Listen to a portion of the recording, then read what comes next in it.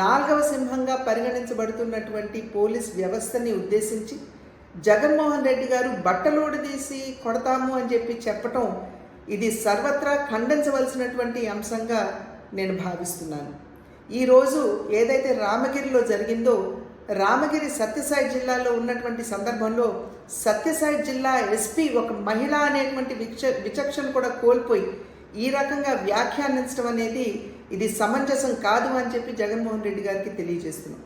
ఈరోజు ఈ పోలీస్ వ్యవస్థలో దగ్గర 5,000 మహిళలు ఉన్నారు అనేటువంటి విషయాన్ని జగన్మోహన్ రెడ్డి గారు గుర్తించాలి.